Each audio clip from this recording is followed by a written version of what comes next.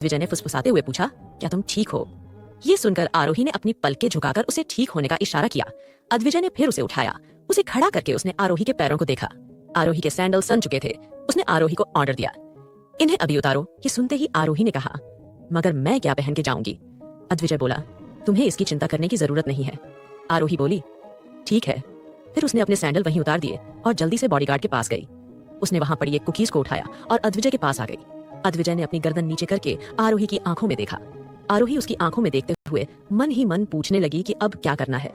तभी अद्विजय ने अपना हाथ आरोही की कमर पर रखा। आरोही कंफ्यूजन से अभी भी अद्विजय को देख रही थी। अद्विजय ने अचानक एक हाथ आरोही की कमर पर रखकर और दूसरा हाथ आरोही के पैरों पर रखकर उसे गोद में उठा लिया। ये देखकर सभी लोग शॉक हो गए। अद्विजय आरोही को अपनी गोद में लेकर वहां से जाने लगा। राहुल ने गुस्से में अद्विजय की ओर देखा। रूपाली गाली देते हुए बोली, उसकी इतनी हिम्मत! उसने आखिर अद्विजय रावत को बहका ही लिया। नेहा ने पूछा, आंटी जी, इस लड़की का और मिस्टर रावत का क्या रिश्ता है? ये सुनकर रूपाली बोली, तुम्हें ये जानने की जरूरत नहीं है। फिर वो राहुल की ओर मुड़कर बोली, राहुल चलो यहाँ से। राहुल ने मुड़कर मैनेजर की ओर देखा। मैनेजर काफी घबराया हुआ था। उसे लग रहा था कि अब उसके साथ कुछ तो गलत होने वाला है। अचानक मैनेजर की पॉकेट पर रखा फोन रिंग करने लगा। मैनेजर ने फोन को उठाकर देखा तो उसके मालिक ने उसे कॉल किया था। हेलो मालिक, क्या हुआ? आपने मुझे इस वक्त कॉल क्यों किया? ये सुनकर शोरूम का मालिक चिल्लाते हुए बोला, बेवकूफ, क्या किया है आज? तुम्हारी बेवकूफ की वजह से मिस्टर रावत ने मुझे ये शोरूम बंद करने के लिए कह दिया है। और तुम्हें तो 1 सेकंड में मैं जॉब से फायर करता हूँ। और हाँ, मैं तुम्हारे ऊपर केस भी करने की तैयारी करता हूँ। आखिर ऐसे कैसे? मैं तुम जैसे एक इंसान को बचकर जाने दे सकता हूँ जिसकी वजह से मेरा शोरूम बंद होने जा रहा है। ये सुनकर मैनेजर के पैरों तले जमीन खिसक गई। वो अपनी सफाई में कुछ बोल भी नहीं पाया। इससे पहले ही ऑनर ने कॉल काट दिया। वो बॉडीगार्ड्स जो मैनेजर के साथ थे, उन्होंने भी ऑनर की बात सुनी। वो भी समझ गए कि आप उनकी भी जॉब जा चुकी होगी। उन्होंने अचानक मैनेजर की कॉलर को पकड़ा और उसे घसीटते हुए अपने साथ ले गए। मैनेजर बोला, अरे तुम लोग मेरे साथ क्या कर रहे हो? छोड़ो मुझे। बॉडीगार्ड्स ने अचानक मैनेजर को मारना शुरू कर दिया। उनके हाथों में जो खुजली हो रही थी, उन्होंने वो खुजली मैनेजर को मारपीट कर दूर की। वहीं आरोही अद्विजय की कार में बैठी थी। अद्विजय अभी अभी ऑनर से कॉल पर ये कह रहा था कि उसे ये शोरूम बंद करना होगा। आरोही ये सुनकर बोली, अद्विजय, आपको ये सब नहीं करना चाहिए था। और आपने इतनी महंगी कार को क्यों तोड़ा? क्या इससे बेचारे ऑनर का नुकसान नहीं होगा? और उन लोगों का क्या जिन्होंने ये कार बनाई थी? आपको उन वर्कर्स के बारे में सोचना चाहिए था। शायद वो कार इंडिया में अभी लॉन्च हुई थी और वो इकलौती ही एक कार थी जो इंडिया में आई थी। अद्विजय बोला, कोई अद्विजय रावत से उलझने की कोशिश करेगा तो उसका यही हश्र होगा। और तुम अद्विजय रावत की बीवी होकर इतनी कमजोर क्यों हो? क्या तुम उन बॉडीगार्ड से लड़ नहीं सकती थी? ये सुनते ही आरोही ने कहा, ये किस तरह का सवाल है? आपको लगता है कि मैं नाजुक सी गुड़िया सी लड़की बॉडीगार्ड से लड़ सकती हूँ? क्या मजाक है? अद्विजय बोला, ड्राइवर आरोही रावत, आज से न सिर्फ तुम्हें ड्राइविंग सीखनी होगी बल्कि तुम्हें मार्शल आर्ट की भी ट्रेनिंग लेनी होगी। ये सुनकर आरोही दंग रह गई और बोली, क्या मार्शल आर्ट आप होश में तो है? ये सुनकर अद्विजय के चेहरे के भाव नहीं बदले। अद्विजय की बातें सुनकर आरोही समझ गई कि अद्विजय काफी सीरियस था। अब उसे अपनी फिक्र होने लगी थी। आखिर इसका ये पति उसे क्या क्या सिखाएगा और क्या वो अब सांस लेने का टाइम भी अपने लिए निकाल पाएगी? आरोही को गहरी सोच में खोया देख अद्विजय बोला, तुम्हारे लिए जो कार मैंने खरीदी है वो रावत कारपोरेशन के बाहर खड़ी है। ये सुनकर आरोही शॉक होकर अद्विजय की तरफ देखने लगी। अद्विजय ने कहा, इस रूम में कोई भी ऐसी कार नहीं थी जिसे मैं तुम्हारे लिए खरीद सकूं। ये सुनकर आरोही एक्साइटेड हो गई और बोली, क्या आपने मेरे लिए कार खरीदी है? वो कितने लाख की है? क्या वो यहाँ पर मौजूद कारों से सस्ती है? अद्विजय एक डेविल लुक देते हुए बोला, लाखों की बात करती हो, वो कार 9 करोड़ की है। ये सुनकर आरोही धम्म से सीट के ऊपर गिर गई। उसने अपने सर को पकड़ा। उसे लगा कि वो अपने बालों को ही गुस्से की वजह से खींच लेगी। अचानक उसने कहा, मिस्टर रावत, वो कार आपने खरीदी है तो उस कार के ओनर आप हुए ना, तो आपको ही उसके लिए पे करना चाहिए ना। अद्विजय बोला, बिल्कुल नहीं। ये तुमको किसने कहा कि उस कार का ओनर मैं हूँ? वो कार मैंने अपनी नई ड्राइवर आरोही रावत के लिए खरीदी है, सो उसके पैसे भी उसी को चुकाने होंगे। ये सुनते ही आरोही ने मन में कहा, नहीं, फिर से नहीं। पहले तो वो करोड़ों की रिंग और अब ये कार है। भगवान, अगर मिस्टर रावत मेरे साथ ऐसे ही करते रहे तो मैं अगले जन्म तक भी इनका कर्ज नहीं चुका पाऊंगी। अद्विजय उसे देखकर बोला, क्या हुआ? कार देखने की इच्छा भी मर गई क्या तुम्हारी? ये सुनते ही आरोही ने कहा, आपको और क्या लगता है? क्या आपको लगता है मेरी जैसी मिडिल क्लास घर से आने वाली लड़की 9 करोड़ की कार के बारे में सुनकर खुश होगी? अद्विजय बोला, डोंट वरी, तुम अद्विजय रावत की वाइफ हो, तुम इतनी सस्ती कार तो अफोर्ड कर ही सकती हो। ये सुनकर आरोही ने अद्विजय को बुरी तरह घूर कर देखा। अब तो उसकी आंखों में ज्वाला दहक रही थी। आरोही को टीज करने के बाद देव अपने ऑफिस बिल्डिंग के बाहर पहुंचा। वहां आरोही ने एक गाड़ी को दिखा जो कि व्हाइट कलर में थी। इतनी महंगी गाड़ी के बारे में सुनकर जब आरोही नाराज दिखाई देने लगी थी तो अद्विजय ने उसकी सर को सहलाया। वो रावत कारपोरेशन में जाकर जब अपना काम करने लगी तो अद्विजय को किसी का कॉल आए। कॉल पर किसी की बात सुनकर अद्विजय के चेहरे का रंग उड़ गया और वो जल्दी से केबिन से बाहर निकलकर चला गया। अद्विजय दंश के साथ सीधा अग्रवाल हाउस पहुंच अद्विजय की बॉडीगार्ड भी अग्रवाल हाउस में दाखिल हुए। अद्विजय को देख ममता बोली, अरे दामाद जी, आप ये सैंडल। अद्विजय ने कोई प्रतिक्रिया नहीं दी। निकिता बोली, जीजू बैठिए, मैं आपके लिए चाय पानी लेकर आती हूँ। अद्विजय जाकर सोफे पर बैठा। उसने गुस्से में अपने हाथ को सोफे के ऊपर रखा। मैं अपनी हाथ की उंगलियों को बार बार मूव करते हुए अपने गुस्से को शांत करने की कोशिश कर रहा था। उसने अपनी नजर उठाकर ममता को देखा और बोला, कितनी बार अपने आरोही को बेचने की कोशिश की है।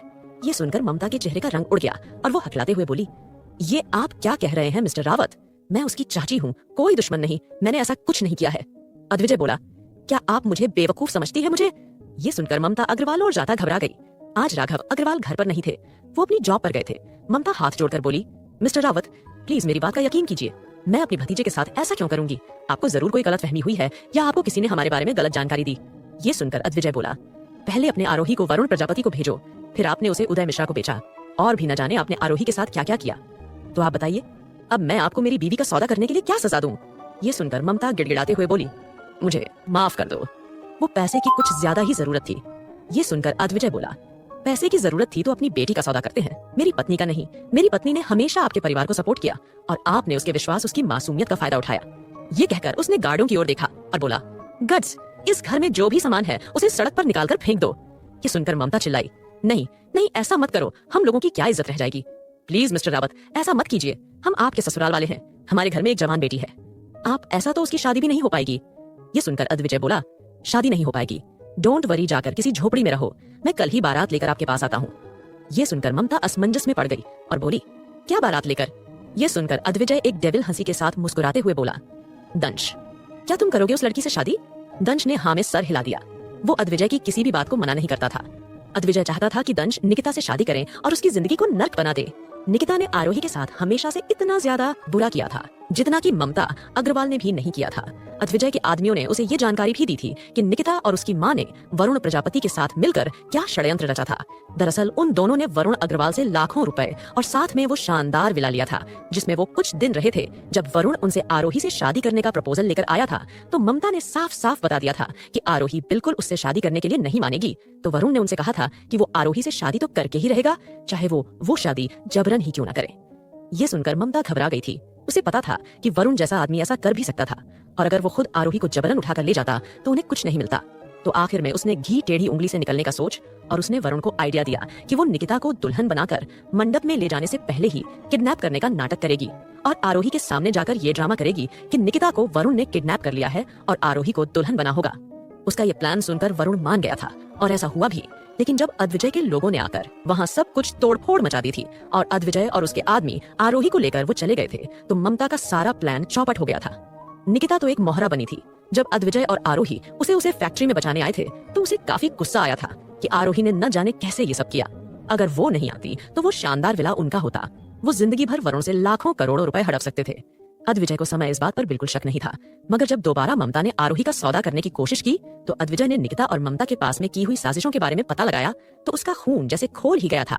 वो अब उन दोनों की जिंदगी नरक बनाना चाहता था, मगर वो ये भी जानता था कि वो आरोही की फैमिली थी और आरोही शायद ऐसा कुछ न होने दे। वो तो दुश्मन तक को भी जान से मारने की इजाजत नहीं देती थी, तो ये लोग तो बस उसकी फैमिली थी।